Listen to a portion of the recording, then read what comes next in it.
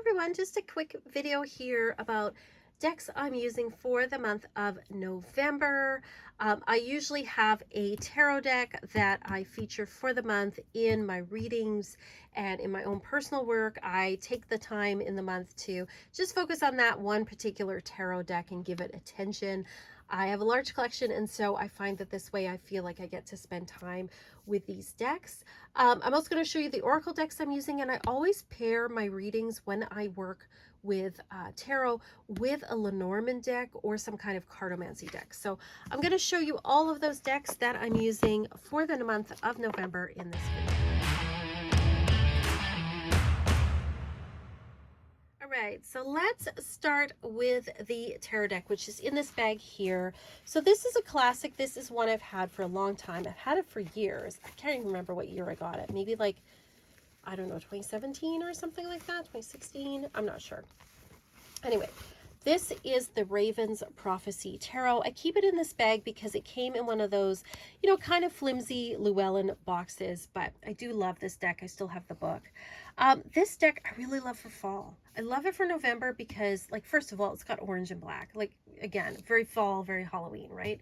But also, it's just like a deck that's got a lot of, dark backgrounds to it. We've got a lot of flames, crows, which very much make me think of this time of year, which is pretty dark. And we're in that between Halloween and Christmas time. And it really just makes me think about that time, this particular time of year. There's something really visceral about this deck. There's something really poignant about it. I love all the hands and things, the candles, all of that. It just screams to me like dark nights and fall and November. So the wands often have candles or matches here. I love this Page of Wands with the match. I just think it's really, really cool. We've got the Star card here with all of the lights. Queen of Wands, again, we've got fire coming out of the mouth, like just perfect. Like, it's so simple and yet so eloquent in its like symbolism, I find, with this deck. Again, more wands with fire. Again, you can see all these flames and things. Got the Emperor here. I love this with the sword and the crown. Again, the crown with judgment over the book. Got the Tower, the big giant bonfire. Lots of flames in this. Wheel of Fortune, I love this with the seasons that you have going on here. The cups all have crows, which I love. I mean, it's called the Raven's Prophecy, but these look more like crows than ravens to me. But, crows, ravens. Eight of Cups. We've got the feathers here. Again, wands with the flames. See if we can get some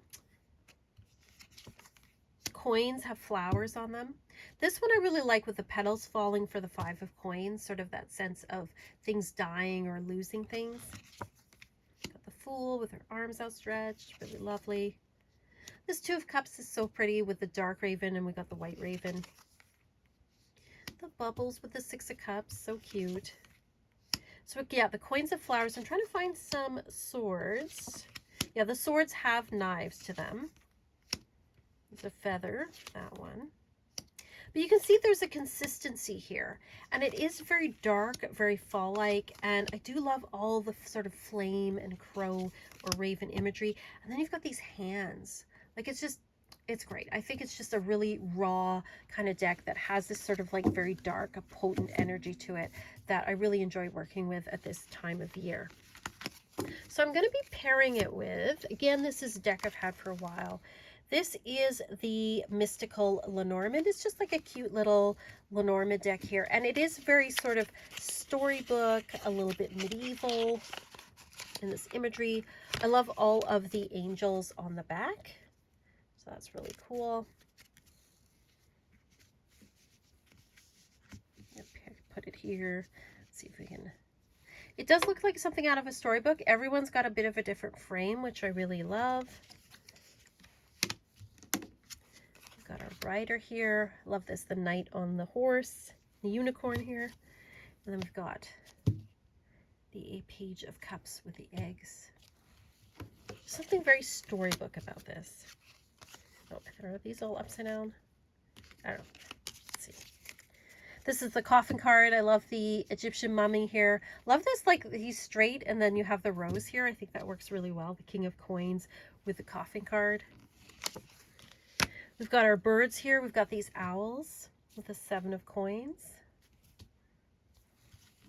We've got our snake with the 9 of coins. I like that. The beautiful rose here, and then we've got the snake wrapped around the egg. This is just very medieval storybook to me. So I'm loving that. Oh, these are all... We've got the house here with the King of Cups. The scythe and the High Priestess. Oh, the 5 of Cups, he's sad with the moon card. I do like this moon card with the shepherd here with the sheep. This is just such a lovely little deck. It makes me think kind of Christmas storybooks, and that's why I use it for November and December. I love pairing it with in this dark time of year. It's got kind of that, you know, nighttime storybook kind of feel to it. Page of coins and the cross. And again, we've got some crows here. So it really matches, I think. So I enjoy working with this. This is just like, to me, this is just such a fun deco. I love the bear. Love that bear there. And the nun on the path. There's the little nun walking along. There she is, crossing the bridge, going on a pilgrimage. Love the fox. It's just like, I think it's just a really cute, lovely deck to work with. So that's the Lenormand deck I'm going to be using. Next, I have here, oh, pardon me. I have here the Oracle of Shadows and Light as one of the Oracle decks I'm going to be using. I've had this for quite a while. This is a really cool deck. It is a Jasmine Beckett Griffith deck. I think it's the first one I got, and I just love it so much. I'm going to zoom out a little bit there. So we've got the larger, larger cards. This one has both sort of like fall and Halloween imagery, but also has some winter and Christmas imagery, which is why I like using it in November. We have this Eclipse Mermaid here. A lot of sort of darker Gothic imagery, which I love. The Sea Beacon Fairy. And even though these are all very like doll-like images, they do have a lot of depth to their meaning and some darker meanings to them, which I do like as well, which kind of, I find that this time of year, I'm leaning towards, you know, card decks that have like a little bit of a darker edge to them. But it's not so dark that it's like, you know, like this is very sweet. It also has like a sweetness to it as well. Ooh, Carnivorous Greenhouse. A tempting offer has a high price. We've got some mermaid imagery here. See, we've got some Christmas stuff like the Candy Cane Angel. It's time for a treat. We have a Violet Angel, Breaking Dawn. And we have some steampunk imagery in this deck too. So we have the Angel of Time, working too hard, telling us to slow down. Ghosts of the Past. The past returns for time. There's a lot of sort of, you know, both Victorian and Rococo and imagery in this deck. And you can see some of the work is her older work. The Grumpy Red Fairy. Be true to yourself. So it's a cute deck. I think it's a nice one to work with at this time of year. And I love the backs. I love the Dark Angel on the back. And so kind of going with that darker theme, I'm also working with this month the Dark Goddess Oracle. Now on the Coven level in my Patreon, we are working with Hecate for this month. And I really associate this deck with her just because it has that like dark goddess vibe to it. So it's all these sort of darker goddesses from all these different cultures. Again, I'm using this in the readings that I'm doing this month. So we've got Hell and Judgment. I love this black and white, and I think it goes really well with sort of the more visceral imagery that you have, or very simplistic imagery in this deck. So we have Hell and Judgment. Ooh, we've got Death and Athena, Wisdom, Morana and Endurance, along with the Three of Wands. Like, I think they go together like quite well. Caradwin, Transformation, and the Nine of Cups. I think that one works together pretty good. The Nine of Swords and Sedna, Depth. Looking deeply into things. Nyx and Darkness and the Ten of Swords. Okay, those go together, I think. really quite well. I love the visual of that. These are really, this is a beautiful deck. I love the artwork in this deck. I love the pencil work. It's just the black and white. Ocean, self-love, and the Two of Wands. I love the fire here, and then her. I'm going to pronounce this wrong, but Luhan, devotion, and the Knight of Coins. Sort of that making steady progress on things. The Magician and the Morrigan. I mean, come on. Like, that goes together so well. Righteous anger and taking action.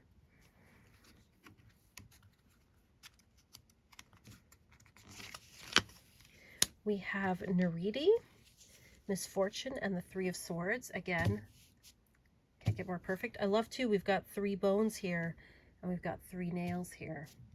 I think that just works together so well. Now let's do one more. So we have Ishel and compassion and the 6 of Swords. So I think that these decks go together pretty well. I think these two are probably the best of the 2 pairs, like pairing things with the decks. Again, if you are wanting reading from me this month, you'll probably see these decks unless you are getting a very specific kind of reading that uses particular deck. Or if you are getting one from my Patreon, then you will see these decks in the readings. I hope you enjoy these. Let me know what you're working with this November. Let me know what your thoughts are on these decks. Like I said, most of these decks aren't new, but they're ones that I love and they're classics to me and I really enjoy them. I think the newest one I have here is the Dark Goddess one. I think I got it last year or the year before, but it's a really lovely deck. I love the artwork in this. It is a really cool deck. So let me know what your thoughts are. I'd love to hear. And again, thank you so much to all of you that watch and that comment. I really appreciate it. I love seeing all the comments and things. And of course, a big shout out to my patrons. Thank you so much for all of your support. I couldn't do this without you. And I'm sending you all so much peace and love and rock.